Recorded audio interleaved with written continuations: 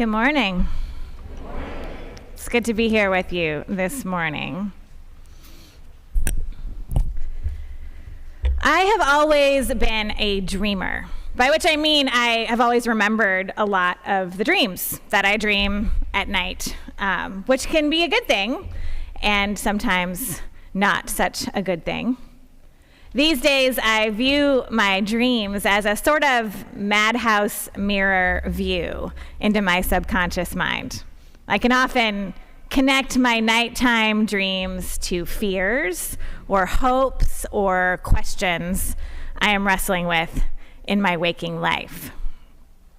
When I was in third grade, my class did a unit on natural disasters. And this provoked a few weeks of related nightmares for me, centered around the destruction of my house. I dreamed of volcanoes erupting through the floor, earthquakes trapping me under rubble, and tornadoes blowing the walls away around me as I huddled on the floor. My mother, by then a veteran of my dreams, assured me that there was nothing but granite and dirt underneath the rolling hill we lived on, that we were far away from major fault lines, and that the tornado risk was very low in Northern California, where we lived. But it didn't matter. The possibilities haunted me, and for a stretch of weeks, I haunted my parents, showing up at their bedside in the wee hours of the night, looking for comfort that only my mother could provide. For little third grade me, the possibility, however unlikely, that my home could be destroyed by unpredictable forces outside of my control was deeply terrifying. My home and family seemed like eternal, unchangeable, untouchable things, as they should for any child. The suggestion that they could be destroyed felt a little bit like the end of the world. When Jesus and his disciples walk out of the temple together in this morning's gospel, they are walking out of the unshakable and eternal home of their religion. The temple was the center of the universe, the central holy place for Jewish people. "Look, teacher," the disciples say to Jesus, pointing out how big and grand and permanent it all is. And Jesus tells them that it will all fall down. Not one stone will remain. What a terrifying thing for them to hear. The Gospel of Mark shows a few of the disciples drawing the obvious conclusion from what Jesus says, that when the temple falls, the world will end. What should we look for, they ask him, wanting to know how to prepare, what to do when the world comes to an end. And Jesus' reply to them is even more shocking than his announcement that someday there would be no temple. He tells them that the temple will be destroyed and the world will not end. God's world, Jesus tells them, will not end in violence and destruction. These things are not signs of the end, but signs that it is time to muster up courage, hope, and love in order to bring about a new beginning. This is just the beginning of the birth pangs, Jesus says to his male disciples. The birth of what? They may have asked. So there are two things we should know while listening to this text. The first is that the Gospel of Mark was written after the temple was destroyed. That means the people, the community that remembered this story and wrote it down and saved it in their hearts as scripture. They were a community of Christians that already knew about all the worst that could happen.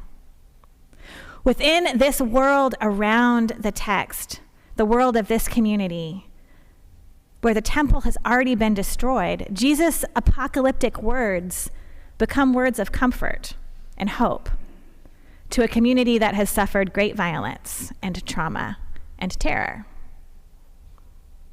The second thing to know is that within the world of the text, like within the story itself, these are Jesus' last teachings to his disciples before the real countdown to his death begins. So this text is not only about the physical temple in Jerusalem, but it is also about the symbolic temple that the disciples were constructing around Jesus, a temple of expectations, hopes, and dreams for their future, where Jesus is leading a political revolution against the Roman Empire.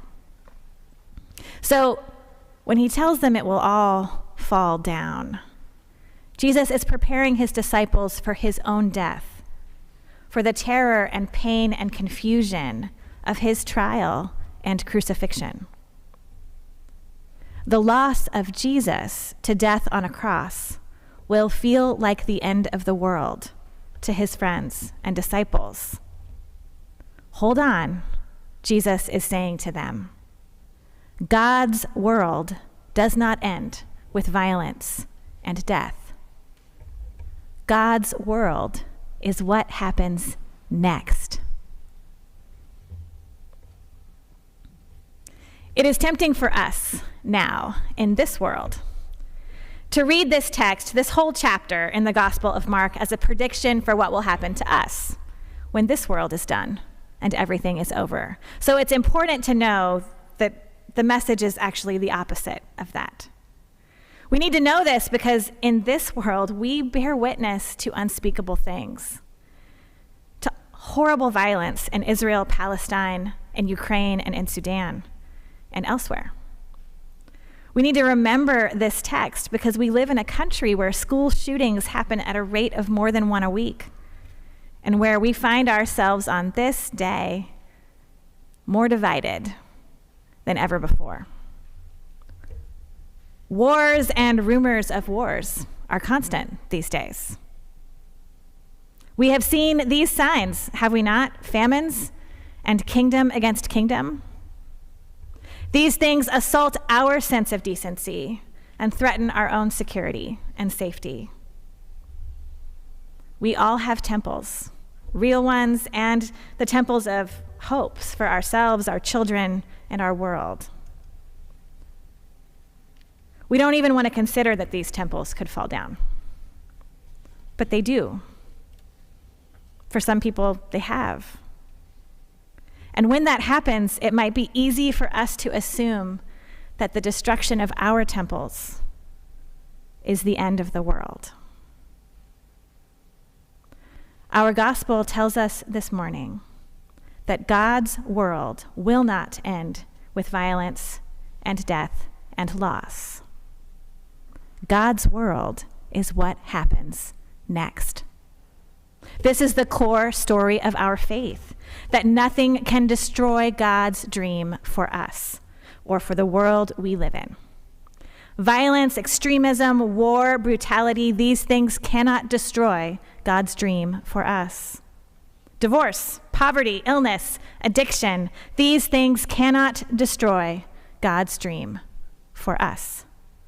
God's world does not end in violence, loss, or destruction.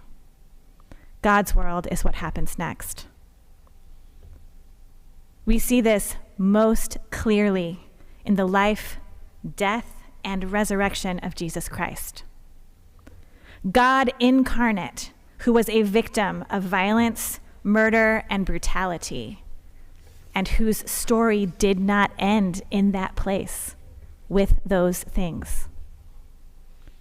Death is not the end of Jesus' story, but the beginning of it, the birth of a new way of being human, being loving, being peaceful, and being whole.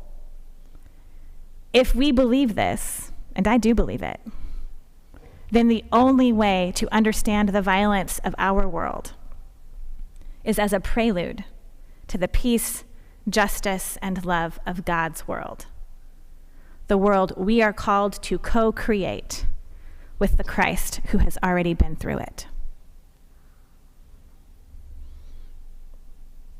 Now, I have to tell you, I'm new to New York, to the whole East Coast. I've been on the West Coast for the last 28 years, and I've been here for about 7.5 months.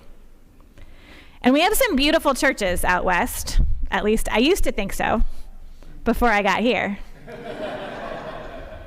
Every Sunday, as part of my job as Canon to the Ordinary, I'm in a different, beautiful church, graced with historic windows and historic stories, houses of worship that have housed the very history our nation was born from. We have some very beautiful temples, don't we? And do not misunderstand me. These amazing buildings of ours, they mean a lot. They are worth preserving and investing in and holding fast to. And someday, they will fall. And that's okay, because the churches we love are not the buildings, but the prayers and dreams and loves and hopes that built them, that inhabit them now. When Jesus decided to build a church, he didn't do it with stones and masonry. He built God's church with people, the community of love, which is the only place we can reliably find a preview of the world that will endure after the destruction of everything human hands have built. When we pledge our time and our money and our love to a church, it is ultimately not the buildings and grounds we are investing in, but the vision of God's dream for us that every congregation strives to imagine together through your love for each other, through the hope you hold together in times like these, times when it feels like the world is falling apart. The invitation of this morning's gospel is to respond to the deeply discouraging violence and division of our world and to the individual tragedies of your world. Not as reasons to cease hoping or cease loving or cease working for peace and justice, but reasons to begin that work again. The end is still to come. Jesus, the broken one, says to us, we are invited every time a temple falls to gather our courage and step into God's world. We are invited every time evil appears to win, every time injustice or tragedy strikes, we are invited to step in and be part of birthing God's world of hope, love, peace, and justice. God's world does not end with violence and destruction. God's world is what comes next.